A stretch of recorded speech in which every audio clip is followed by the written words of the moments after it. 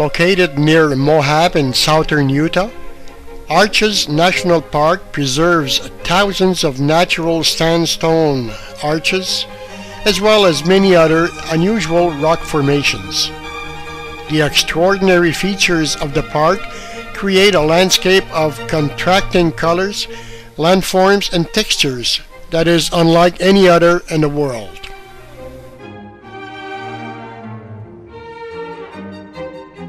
For thousands of years, the ancestral Pueblans and Fremont people lived in the region, but left about 700 years ago.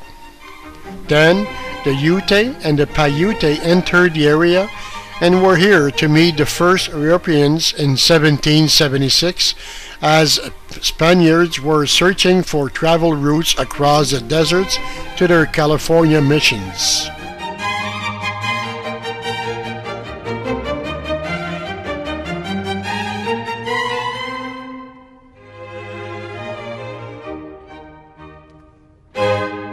A French-American trapper left an inscription on a rock in this area. Denis Julien, June 9, 1844. In the 1880s, Moab was settled permanently by ranchers, prospectors, and farmers, and John Wesley Wolfe, a veteran of the Civil War, found a beautiful spot within what is now Arches National Park and built the homestead known as Wolf Ranch. Sightseeing has not been the main activity for very long. The first settlers to describe the beauty of the Red Rock country around Arches, Lorraine Bish Taylor, Doc Williams, and Alexander Ringhofer, managed to attract the government's attention to the fabulously colored rock fins. In 1929, President Hoover created Arches National Monument, and in 1971, Congress changed its status to a national park. The park lies atop an underground salt bed thousands of feet thick in places, called the Paradox Formation, which is responsible for the arches, spires, balance rocks, fins, and eroded monoliths common throughout the park. The Paradox Formation was deposited over 300 million years ago when seas flowed into the region and eventually evaporated. Over time, the salt bed was covered with residue debris that eventually cemented into rock. Under pressure, the salt bed below began to flow under the weight of the overlying sandstones.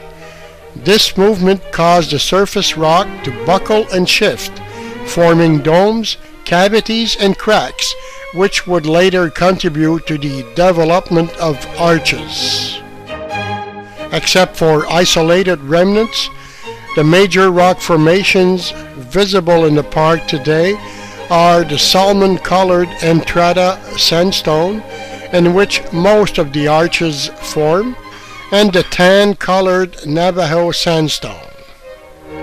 To many visitors, the most outstanding natural features of Arches are the park's geologic formations. It contains the greatest density of natural arches in the world.